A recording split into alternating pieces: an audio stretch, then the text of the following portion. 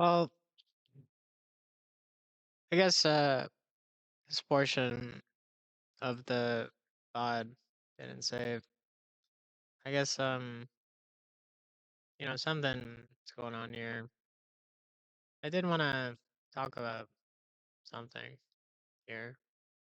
Did I have a little bit of a thing planned?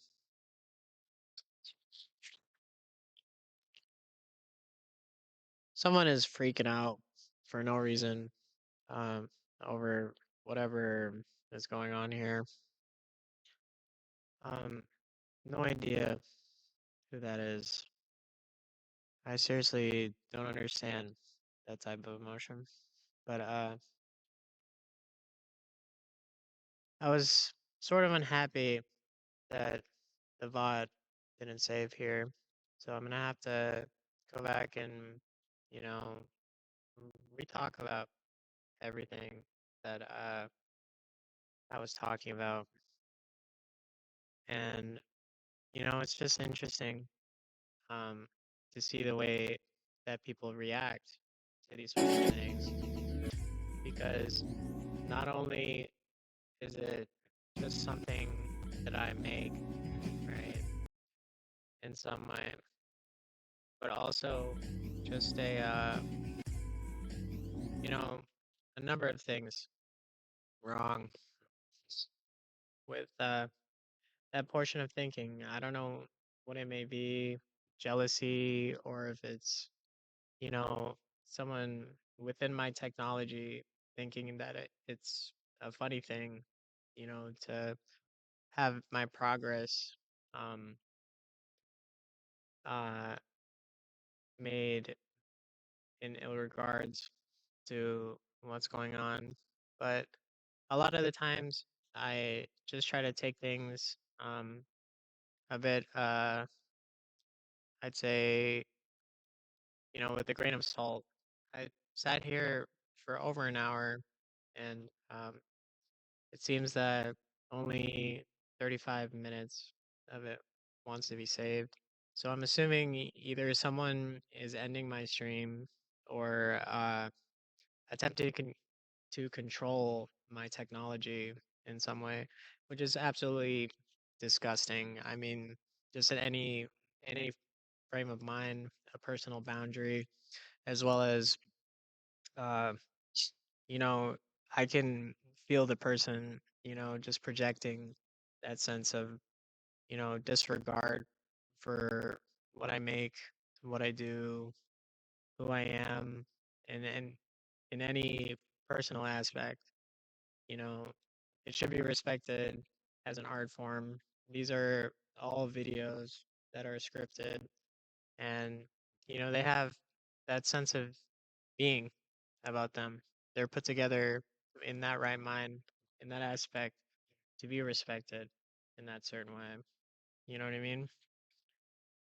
So when I see like like this, I sat here for well over an hour and someone's just sitting here ending what I'm doing and none of it is saved within the VOD portion of it. And it's because not only does someone think that they have control over this creative outlet or form of, some sort of complex with a jealousy situation happening, or either a manifestation of your own insecurity, if I'm speaking directly to you right now. But in any way or any case, so I sat here for over an hour just recording this video, wondering why only half of it gets saved, and just finding out now that it's some insecure little person ending the things that I'm doing and attempting to harm me in the videos that I make, the artwork that I do, the things that I place my time into, and stuff like that. So it's unbelievably funny, and it's well over, you know 4 o'clock in the morning. So you think this person wouldn't be up to disrupt what I'm doing. You know what I mean? But they sit there and they do this persistently,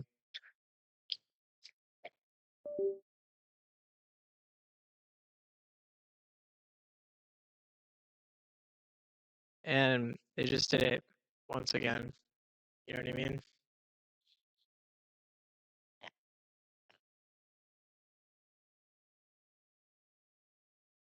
They're sitting here, you know, projecting in some way. It can honestly be just some of the most disgusting behavior that I've ever seen. But so I guess it's a public PSA. If you're a grown man with a problem with creativity and any other perception of those sorts of things, um, you should get some help. Truly, you should, because not only is that limiting to other people, but it's limiting to me very clearly, and you have no right to do so. So I'd like you to, and I'm speaking directly to you with the stream on. I'd like you not to end my stream halfway through because you're some insecure, tiny little person who, doesn't care for the art form that it is. Um, as well as I wanted to look at videos of ghosts. So let's go back to it. Watching ghosts. I talked about this earlier.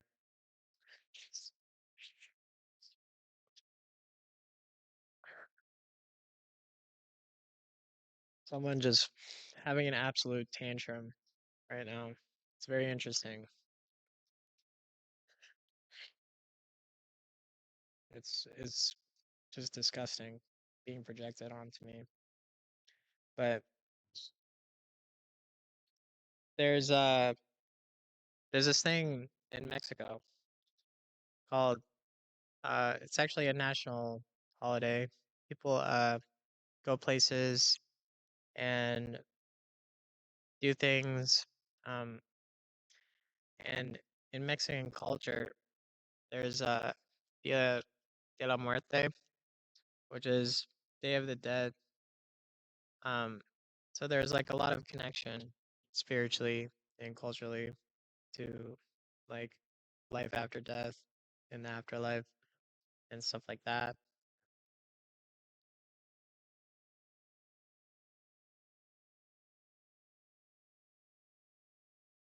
Um, but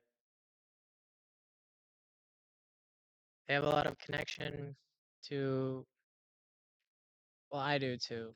I'm Mexican American, so I know Spanish and sign language, but uh, there's a number of things that are interesting about that because culturally, the addressment within the spirit world is that there is a place after death, even within Christianity and other religions and stuff like that. But, in some aspect, uh, there being the prospect of ghosts, and I wholeheartedly believe in ghosts.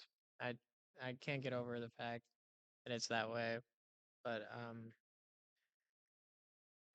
I believe in ghosts. I believe in spirituality.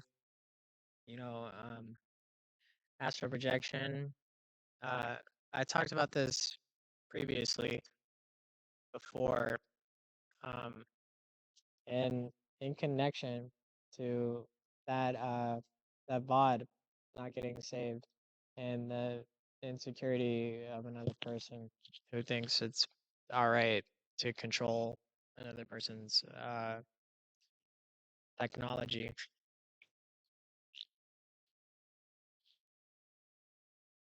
Um, but there's a there's that where someone can use their power or money or whatever it is to attempt to control and harm other people. But karmically, those things do come back to bite you, you know? Um, but in this form, astral projection, it's a different aspect of this. Just maintaining a good body, mind body presence, and mind body and soul as a form of, you know, I guess an essence, right? I don't know. From some point of view, I want to review this footage real quick, see what it didn't cover, because, I sat for well over an hour and a half doing this video, and it was shut off midway by someone who's still having a conniption about it. Don't ask me how I know, but just have this, in repertoire documented, um, just in some way that this behavior just within this computer and whatever else is documented too, because I like some form of discussion on the topic. Someone is clearly messing with my technology just in an effort to deter me from doing what I need to do or what I like to do, you know? And it's like oftentimes disgusting in some way. It's disgusting just having to put up with someone who's like that. That, oh, I believe I already talked about,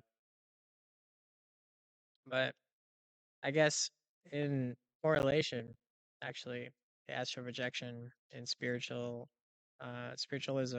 is mediumship, and mediumship is not always communication with just the dead. Uh, Primarily, people think this is that type of thing, but there's a certain connection throughout life and through the personification of other people and their spirits in a way that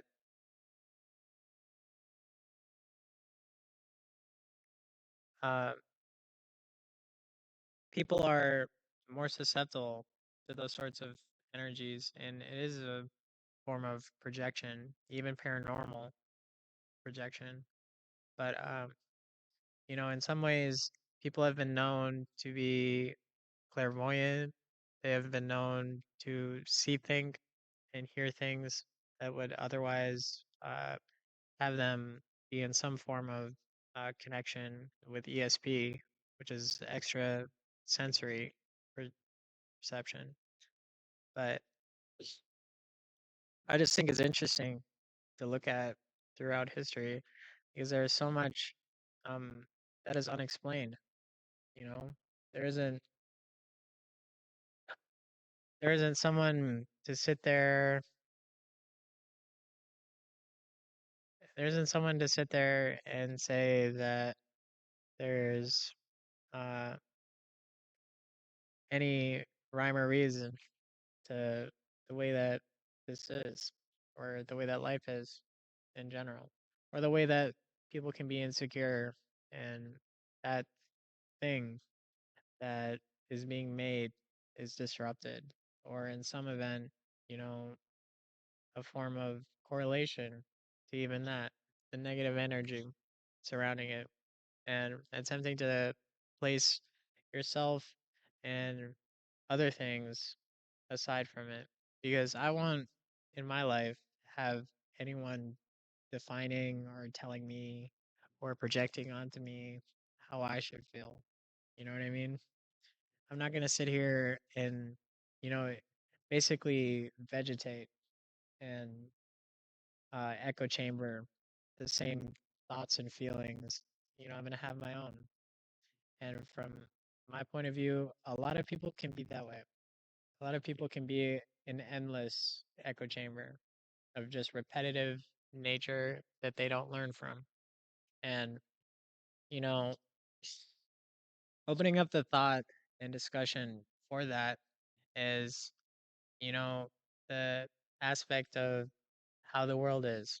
You think people wouldn't be as insecure about not having the same amount of things to say, do, or even behave in that way. You know, you think they wouldn't be as insecure as they are, and they are. And it's, aside from the spiritual energy that is on Earth and everything in which it is connected to, but that materialism and the prospect of, not only someone doing something, that they want to do, but that comparative nature, of life, where in some aspect they may feel how they feel, and you may feel as though you don't feel anything for them at all, but they'll still attempt to hurt you. They'll still attempt to harm you. They'll still attempt to project onto you, and this is how I think you should feel. Well, it doesn't work that way. And in a lot of ways, the same thing can't be explained for, you know, ghosts and apparitions and, you know, people who are on Earth to, uh, you know, to have a purpose. Some people are here for a purpose. And I always think, hey, I'm not here to be aggressive, to be angry, to project onto other people. I'm not here to make you feel the same way that I do about everything. I don't make you agree with everything that I say. You don't have to, you know, and in that form of right frame of mind, even in the right thinking, there's aspect for communication and everything else. And it can be a beautiful thing, but it's also, entirely too difficult to deal with some of the people that I've come across. And I just think somewhere in the afterlife, you're going to have to pay for that karmically. After you die, even in life, it may even happen within life, but sometime after you die, you will have to pay for all of the terrible things and karmic boundaries that you cross. And that's what I think about within life. It's a good rule of thumb for that sort of thing because not only does it keep me from acting, behaving, or even in relative nature to the way that I am being negative, but it's also one of those things that it keeps you in touch spiritually as well as with the environment and to other people to be able to be as understanding as I am. And I guess among other things, I've, acted, uh, been, and know know a lot of the world, and I've been everywhere. So it's, not often that I don't run into something that I dislike, but when I see something that needs to be corrected, I correct it, you know, or at least in some way attempt to have a profound impact in some way. And that's a good rule of thumb to have with people too. Just make your impact with them, you know, show them something different they otherwise would not have had without your presence in life. And when you can say that you honestly and truly respected people, and at the end of the day, you were a genuine person, is there anything really after that that you need to be? You don't need to be anything else other than you. And that's how I am. I hope that that's like a moral lesson for you. is to just stand on stand your ground and stand on 2 feet against the way that other people can be so bigoted and full of hatred sometimes. But anyways, uh, that is to say, um, in spirituality, where a lot of people have died before, oftentimes people will see apparitions and things walking around and other things like that. So I wholeheartedly believe in ghosts here. I just want to show this real quick because there's actually a legend in Mexico about a ghost woman who uh, breaks into your house or follows you home and kills you. But I just thought this was very interesting.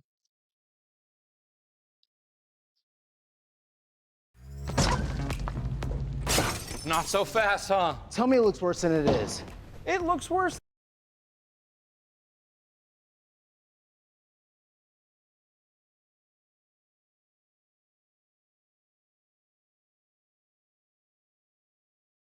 So interesting, actually.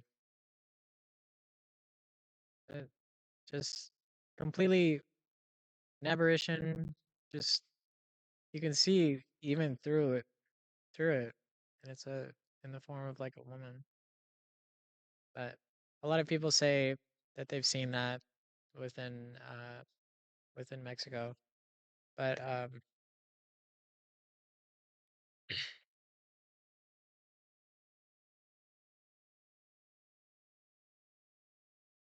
uh, in a lot of ways, I hope that there is like a ghost realm. You know, if you want to stay here as a ghost, that's cool. But honestly, and truly think like when I die, I hope it's better than here. You know, hope I don't have to be back here unless I I'm I got some caveat to it, like you know something cool like telekinesis.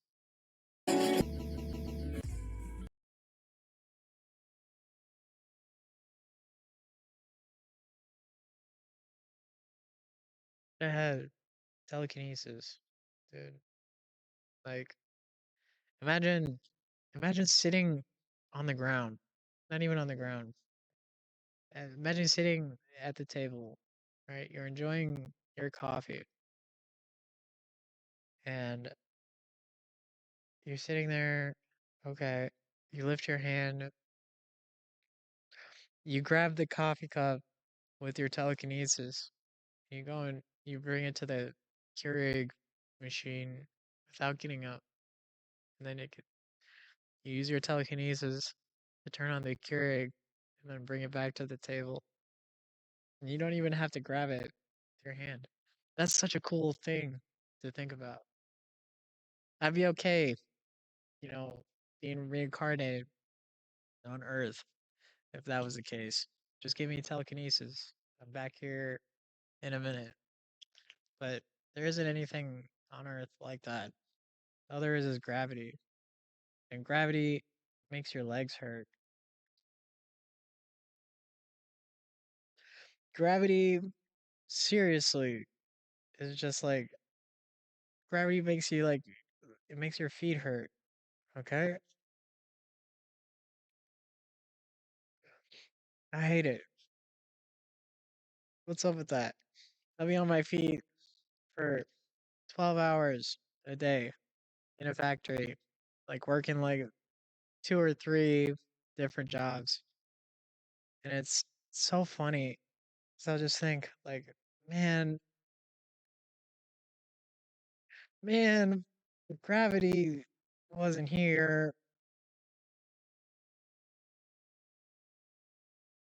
if I could levitate and float around, I would be way more happy. I would be so much more happy and down to earth, right? Or is that Not not down to earth, but it's kind of what gravity does.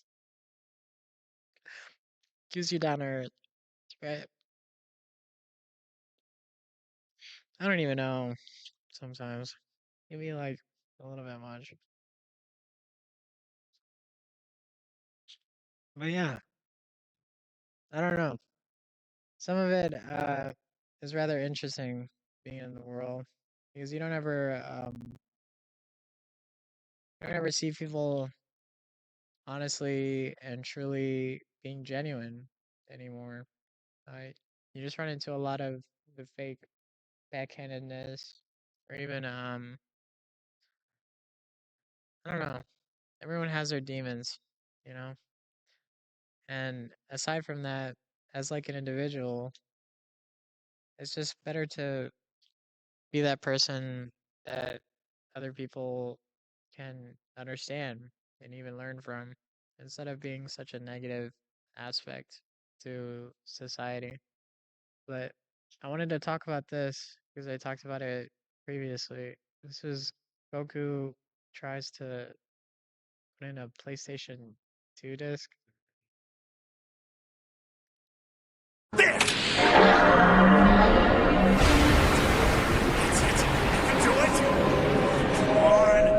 This was me every time at the Blockbuster. Well, after I went to Blockbuster, I was much younger. Like when before before Redbox, listen, before Netflix, there was Redbox, okay? And before Redbox, there was Blockbuster. All right. So it happened that way. But I went to the Blockbuster, and my PlayStation 2, it didn't have a memory card. All right. Didn't have one. And I was kind of mad about it. Like, because I would have to like beat a game. I would have to beat the Blockbuster game in under a week without a memory card. But it never burnt out. The PlayStation 2 never burnt out. It had the laser projector that read the CD inside of it. Never burnt out. And I would leave it on like throughout my entire day in school and then get back home and be like, oh, I hope my game isn't shut off. Hope it's not shut off so that I can't so that none of it's saved and stuff.